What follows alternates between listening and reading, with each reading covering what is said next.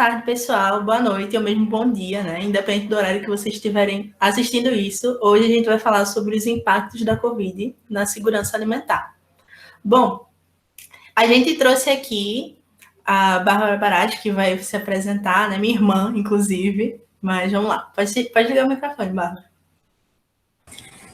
Boa tarde ou boa noite para quem está assistindo esse vídeo. Agradeço pelo convite aí para colaborar também nos estudos de vocês relacionados à segurança alimentar, à fome, que é um debate tão caro, né? Tão importante, na verdade, para, enfim, para a nossa sociedade hoje, ainda mais com essas dinâmicas de crise da pandemia. Então, meu nome é Bárbara, eu sou pesquisadora atualmente, né? Mas eu sou bacharel em Geografia pela Universidade Federal de Pernambuco e faço mestrado na Universidade Federal do Paraná. Eu estudo esses temas relacionados à segurança alimentar, à concentração de terra, à questão da financiarização e outras questões também relacionadas à geografia agrária, digamos assim, desde 2018. Aí é bem legal, assim, poder estar debatendo isso com vocês e poder ajudar aí no que for preciso para o Enem, né? A gente que agradece. E, ó, uma coisa que é importante dizer para vocês antes do debate é que fome, ela não é só a fome no Brasil, né? Esse processo que está aumentando cada vez mais também por causa do Covid, não se dá só por conta do preço do alimento, né? Tem várias coisas que perpassam isso e a gente vai ver isso um pouco com Bárbara hoje. Bom, fica à vontade, Bárbara. Obrigada. Pode passar o slide. Então, eu trouxe aqui um jornal, né, mais em âmbito de circulação nacional, que é a CNN, falando o título da matéria: Inflação e pandemia podem empurrar Brasil de volta ao mapa da fome.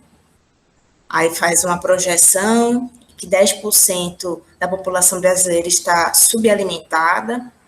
Aí pode passar, por favor. E trago outro jornal de cunho mais crítico, que é a Carta Capital, que é uma revista também, falando sobre o título da manchete: Análise de volta ao vergonhoso mapa da fome. O descaso do governo e a ineficiência do auxílio deixam milhares diante de uma escolha de Sofia: morrer de fome ou sufocados. Então, essas duas questões discutindo nesses dois aspectos. Aí eu passo, para passar um pouquinho de slide. Eu estruturei essa apresentação em 4 grandes tópicos. Eu introduzo o conceito de segurança alimentar, apresento um pouco dessa dinâmica das crises, além da crise da Covid-19, que são crises também que impactam no contexto da fome, do alimento, e apresento também um pouco desse jogo, né, de segurança alimentar com essas crises, para vocês terem um panorama. Depois eu passo um pouquinho pelo aumento, né, alta desse preço dos alimentos, o porquê disso acontecer. Então, nesse primeiro momento, é relacionado à finança, à volatilidade, ou seja, a instabilidade no preço desses alimentos. E quem cuida da fome no Brasil, né? Quem se coloca de frente nesse debate, quem ajuda, digamos assim, a movimentar essas questões. Então, eu pontuo aí, dou nome e cara, né, a alguns movimentos sociais que têm trabalhado, pessoas que têm discutido. No aspecto jurídico, tem leis que garantem acesso à alimentação. Então, a gente vai conversar um pouquinho sobre isso. Peço para passar o slide, por favor. O que é insegurança alimentar? Né? Desde 2017, aproximadamente 870 milhões de pessoas vivem em situação de segurança alimentar e nutricional no mundo. Então, isso é um dado muito significativo. E por que é tão preocupante esse dado? Porque demonstra a falha de integrar essas pessoas nos ciclos que ofereçam justiça social e liberdades fundamentais. Então, a definição da insegurança alimentar, por si, digamos assim, ela foi usada para compensar essa alta no preço dos alimentos, dificultando também, nesse primeiro momento, o acesso, as pessoas terem acesso à alimentação de qualidade. Aí depois eles ampliaram mais esse conceito da insegurança alimentar para começar a discutir questões relacionadas à nutrição. O que é que essas pessoas estão comendo? Esses alimentos são nutritivos? A qualidade desses alimentos tem muito embutido? Não tem?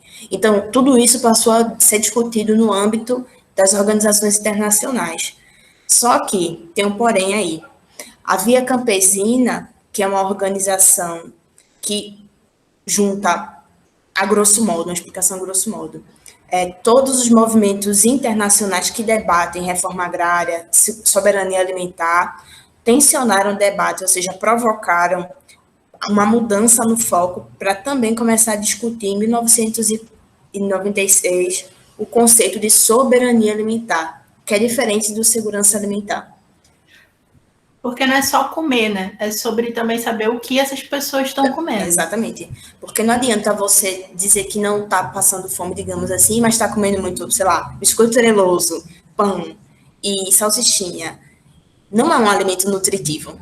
Em João Pessoa, né, aqueles salgadinhos que, tipo, só tem isopor e sabor, né? Então... isso não é nutrição. Nutrição é que você tem acesso a cenoura, a brócolis, ou macaxeira, inhame, cuscuz. Isso são alimentos nutritivos. Então, a Via Campesina começa também a tensionar. E quem produz esse alimento? Né? Quem passa nessa produção? Aí eles começam também a conversar, falando assim, né, diretamente com a ONU, trazendo esse outro olhar. Aí eu peço que passe, por favor. Então, aqui eu trago um panorama de crise. Para entender insegurança alimentar, para entender fome, a gente tem que passar pelo contexto da crise. E o que acentua, ou melhor falando, o que faz com que a fome seja um problema, né? Vem junto com a concentração de terra e grandes apropriações no campo. Então, eles tiram a terra e quem produz alimento passa a não mais produzir, porque não tem acesso à terra. Então, se você não tem acesso à terra, logo você não tem acesso à produção, à alimentação. Alguém tem que plantar para a cidade poder comer. E a crise do Covid-19 escancara também essas vulnerabilidades, né? Principalmente relacionada à instabilidade política. E a FAO traz isso ano passado. Né? Fizeram um relatório colocando isso em pauta.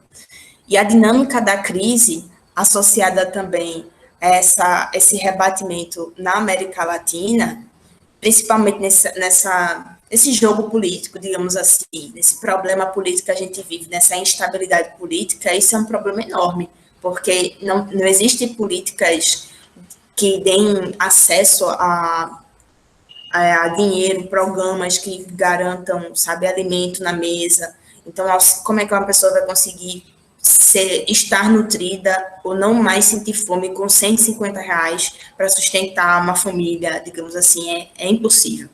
Então, a fome começa a surgir nesse contexto também, o problema da fome. Peço que passe, por favor. E qual é o impacto, né, da dinâmica financeira, levando o debate para o nível da economia, que às vezes quando caem uns dados assim meio estranho, né? Você fica sem entender que linguagem é essa, que é isso? Tá falando de fome tem número, como assim? Exato. Então, trazer um pouquinho de economia vai ajudar a entender isso, assim. Como é que funciona isso no econômico? Aí, passei, por favor, para mim.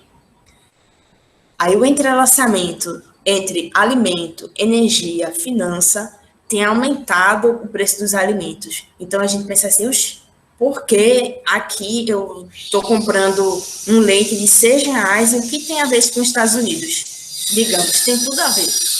Porque o preço desses alimentos, quem controla esses alimentos são cadeias de suprimento global. Ou seja, você está comprando um leite, exemplo, você está comprando um Adez por R$10, porque ele não é produzido no Brasil. Então, toda a variação no preço passa por isso. Às vezes você vai comprar uma coisa que tem soja. Aí a soja é um commodity, ou seja, a gente vende commodity para os Estados Unidos, para a China. Então, esses preços aumentam de todos os alimentos que têm a soja por base por conta dessa cadeia global de suprimento, que não passa necessariamente pelo Brasil. A gente não produz isso. Perdão, commodity seria aqueles grandes caminhões que a gente exporta. De alimento, né? Commodities são produções que a gente exporta. Soja, trigo, a gente exporta carne também, tudo isso acaba virando uma commodity. Então, quando aparecer em texto, não é nem um bicho de sete cabeças, é só pensar, alimento que a gente exporta, né? E tu pode voltar só para falar um pontinho? Por favor. Eita, nós. Isso. Diretrizes da FAO. Então, outro reabatimento também da fome é a concentração de trabalho, né? Contração de trabalho, ou seja, muita gente desempregada acaba não tendo acesso ao alimento, acaba não tendo renda, então acaba diminuindo também o acesso dessas pessoas para comprar alimentos, comprar coisas para se nutrir. Então, a CEPAL, que é um órgão que cuida disso, com a Organização Internacional do Trabalho, lançou esse dado também em 2020 com esse relatório, que as previsões de insegurança alimentar, vamos entender isso como fome, iam aumentar muito no período da Covid-19, no período durante a crise da Covid-19. Aí pode passar. Porque como uma pessoa sem trabalhar vai ter como comer, o que comer. Enfim. E quem luta pelo direito à alimentação? O que é esse direito à alimentação? Quem garante que eu não vou, digamos assim, passar fome, né? A mínima garantia que existe na lei para as pessoas não estarem em situação de insegurança alimentar, ou seja, não estarem em situação de fome. Mas se puder passar, por favor. Bem, no Brasil tem uma lei desde 2006 que é a seguinte, que é a lei número 11.346, de 15 de setembro. A alimentação é um direito humano com base em emenda constitucional. Aí tem um artigo, né? Aí os impactos recaem na produção da indústria e agrícola de alimentos. Então, esse processo aí, como eu falei anteriormente, rebate nessa produção. Sem acesso à terra, não tem como ter alimento, não tem como produzir.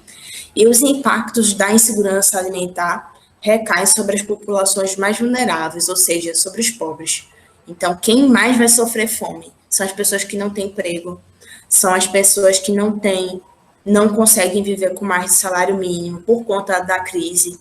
Então, todas essas pessoas estão suscetíveis também a ter, ou enfim, estão no mapa da fome, digamos assim.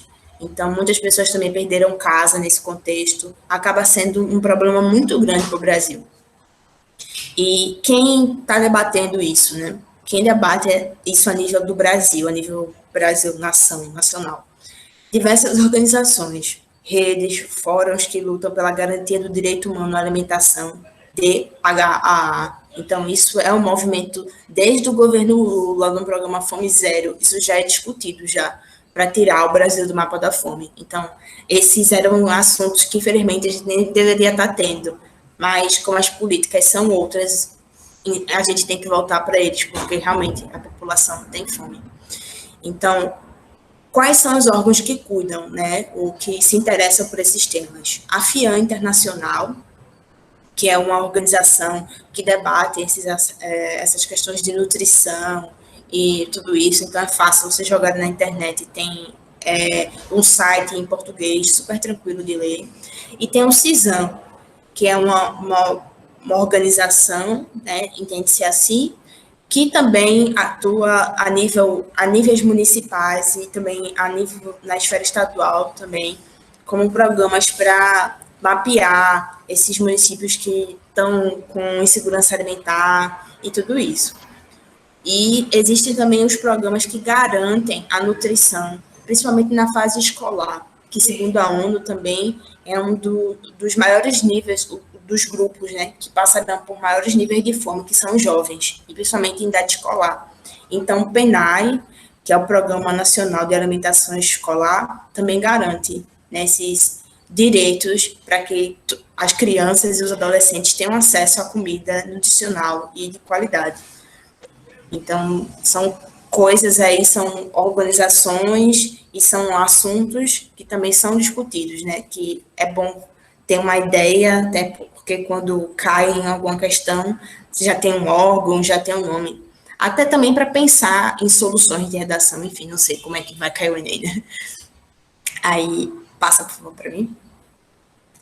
E aqui é um movimento social, isso aqui é o MST, e o MST, desde o começo da pandemia, tem trabalhado com a distribuição de marmita, que eles chamam de Projeto Marmita da Terra. E essa foto aqui é desse projeto em Curitiba. Então, todo dia eles distribuem a quantidade X de marmitas no centro de Curitiba para as pessoas que estão em situação de vulnerabilidade, de fome. Então, esse movimento está acontecendo, inclusive tem Instagram. Aqui em Pernambuco também, que é de onde eu estou falando, tem também essa iniciativa o MST daqui, né, no Armazém do Campo, eles fazem essa distribuição de marmitas. Então, tem gente fora digamos, né, o aspecto do governo e do Estado, que também tem atuado nesse combate à fome diretamente. Isso sem citar os inúmeros, né, porque a gente, enquanto sociedade civil, também tem ajudado nesse combate à fome, já que o governo, infelizmente, não se pauta nessas medidas, não tem, né, como horizonte esses debates. Aí, se puder passar também, Bianca, por favor. Aí, botei aqui algumas referências que podem ajudar vocês, e, enfim, esse slide também vai estar disponível. E, enfim, Bianca também pode passar meu e-mail para se quiser ter alguma pergunta, enfim, posso responder, ajudar, passando mais materiais. E é isso, assim. Espero que tenha ajudado. Se tiver alguma pergunta também, se puder esclarecer alguma coisa. Não, muito obrigada pela apresentação, foi ótima, assim, realmente, e é muito legal a gente ver esse contexto de que o Brasil, ele já não foi esse lugar onde a fome estava tão instaurada como está hoje, né? Tipo, isso foi piorando, principalmente por causa da Covid. Então, óbvio que, né, quando as pessoas lutam por auxílio, e esse auxílio que a gente tem emergencial e tudo, e as pessoas pensam que se luxa com R$ 600 ou então com 150, muitas vezes salvam a vida de famílias que não tem o que comer, né? E além dos movimentos sociais que estão ali fazendo essa frente de ajudar com as pessoas e dando comida, a gente tem diversas outras maneiras, né, de fazer isso. As igrejas estão fazendo muito isso, as próprias pessoas que fazem panelaço, então realmente a sociedade está trazendo um apoio que devia ser fornecido pelo Estado, né? E como tu falou, né, não é nem a nível só da crise do Covid, porque esse movimento, digamos assim, essa queda do Brasil ao mapa da fome já é um movimento anterior, isso, sabe? Isso é o ápice do problema. Acho que algumas pessoas passaram a não ter também acesso à Bolsa Família, a muitas coisas, a muitos, digamos assim, direitos, complementos, né, de renda também, né? Complementos de renda, exatamente. Passaram a não ter acesso a isso, ou a serem cortados desses programas, então isso também reflete, né? Na pandemia isso piora, porque, exemplo, enxuga o Bolsa Família, enxuga o auxílio emergencial no governo Bolsonaro mesmo, então você fica o quê? Uma família com 5, 6 pessoas sobrevivendo com a Bolsa Família e R$ 150, tendo aluguel para pagar, tendo luz, água, tudo para pagar, sustentar aquelas crianças, internet. Então, assim, é impossível não debater fome, sabe? As pessoas têm pressa para que esses assuntos estejam em evidência e que façam mudanças também, né? Porque não é só falar, tipo, o que é que eu posso fazer para ajudar se eu tenho condições? E digo isso a nível do município, a nível do estado. Você pode cobrar isso em escolas também. Tem a lei do PNAE, né, que garante esse direito às pessoas que estão em fase escolar ter acesso à alimentação. Porque é isso, né? Tipo, você com fome, você não estuda, você não consegue trabalhar, você só consegue pensar naquilo, né? Porque fome é quando você percebe que você já não tem mais o que comer na outra refeição, né? Não é tipo, eu tô aqui agora e daqui a pouco eu sei que eu vou jantar. Não é sobre isso, né? Tem pessoas que realmente não sabem o que vão comer daqui a pouco, se vai ter comida, né? Então, isso impacta toda uma estrutura, porque não é só eu tenho fome e aí eu vou trabalhar para ter comida. Como é que você trabalha? Como é que você estuda quando você está morrendo de fome, né? Bom, Bárbara, muito obrigada. Se você quiser falar mais alguma coisa, tá aí seu espaço. E mais uma vez, muito obrigada para todo mundo que está assistindo também até aqui. Eu agradeço pelo convite de estar contribuindo de alguma forma, né, para ajudar esses estudantes que eu também já fui essa pessoa desesperada para entrar na universidade. Então, eu sei como a educação tem um papel na minha vida, foi muito importante e ainda é estudar.